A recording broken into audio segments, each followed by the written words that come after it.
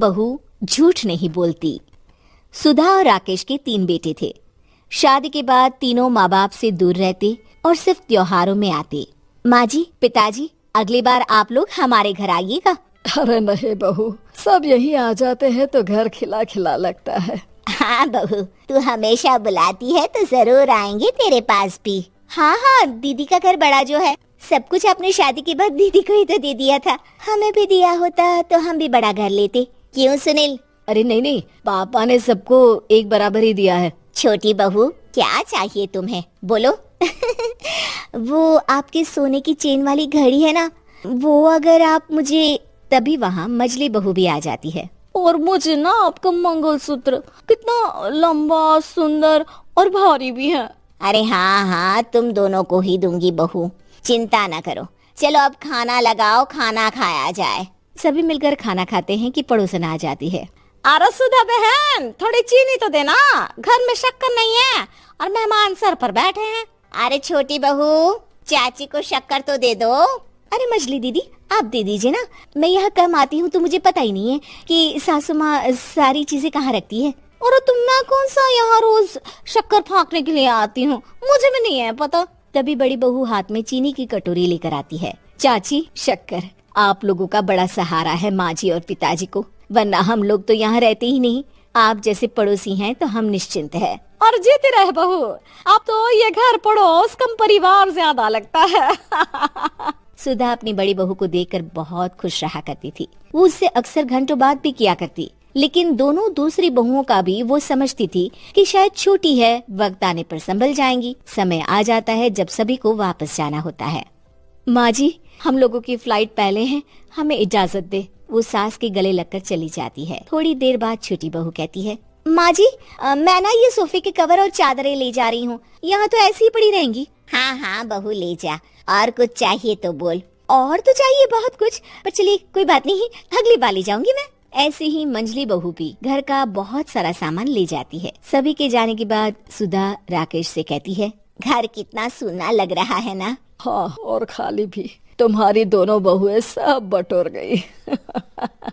अरे ठीक है ना, हम दोनों ही तो हैं, कितना सामान लगेगा। फिर उन लोगों की नई गृहस्थी, इतना मत सोचा करे। समय बीतता है। ऐसे ही हर साल त्योहारों में सुधा और राकेश के बच्चों की बहू आते और जाते वक्त ढेर सारा सामान पैक कर कर ले जाती। लेकिन कुछ ही सालों में सुधा का देहांत हो जाता है।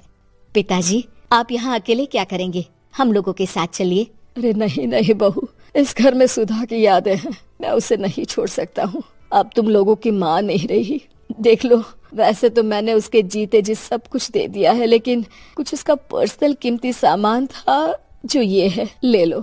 सामान में होती है एक घड़ी और एक मंगलसूत्र। माँ जी ने कहा था कि वो ये घड़ी मुझे देंगी। हाँ हाँ पिताजी, माँ ने सबके सामने ये घड़ी सरिता को देने के लिए कहा था। उठा लो सरिता माँ की घड़ी। अब क्या था, छोटी बहू फट से घड़ी उठा लेती है। और पिताजी, ये मंगलसूत्र तो माँ ने मुझे ही देने को कहा था, याद है ना। वो सभी की ओर इशारा करती है। तू भी ले ले ये हार बेटा, कोई बात नहीं। मंजली फटाक से हार उठा लेती है। ससुर बड़ी बहू की तरफ देखते हैं। तुझे क्या दूं बेटा? पिताजी, माँ ने एक चीज मेरे लिए भी रखी है। सभी के कान खड़े हो जाते हैं कि आखिर सास ने क्या रखा होगा बड़ी के लिए। अरे माँ जी तो दीदी से प्यार भी ज्यादा ही करती थी, हमेशा उनसे बात किया करती। जरूर कोई बड़ी और अपनी प्रिय चीज दी होगी दीदी को। और देख लेते हैं ना, वरना तो हम भी बराबर का बंटवारा करेंगे। हाँ हाँ, कर लेना बंटवारा। लेकिन बड़ी बहू बताओ तो, सुधा ने क्या रखा है तुम्हारे लिए? अभी तो हम लोग यही हैं पापा जी, जब जाने लगेंगे तो बता दूंगी। बड़ी बहू के मुंह से ये बात सुनकर बाकी दो बहुएं सोचने लगती हैं कि आखिर क्या है जो दीदी को सासू माँ देकर गई हैं। दीदी, ऐसा तो नहीं ना कि पूरे घर का आधा हिस्सा माँ बड़ी भाभी को देकर गई हो। तभी वहाँ ससुर आ जाते हैं। नहीं नहीं, ऐसा कुछ नहीं है। मकान तो तुम तीनों का बराबर से है। देखो, बड़ी बहू से तुम्हारी सास ज्यादा जुड़ी थी, न जाने क्यों घंटों बात किया करती थी। पता नहीं क्या देकर गई है उसे। और ससुर जी, आपको क्या पता, चालाकी से पूरे घर के पेपर में साइन करवा लिए हो, या फिर कोई छुपा गहना। आखिर मकान पूरा तो आपने सासू माँ के नाम ही कर रखा था ना। अब घर में ये सस्पेंस बन जाता है कि आखिर बड़ी बहू क्या लेकर जाएगी। फिर वो दिन भी आ जाता है जब बड़ी बहू के जाने का समय हो जाता है। बेटा, परसों तुम चली जाओगी, बताया नहीं, माँ ने तुम्हें क्या दिया?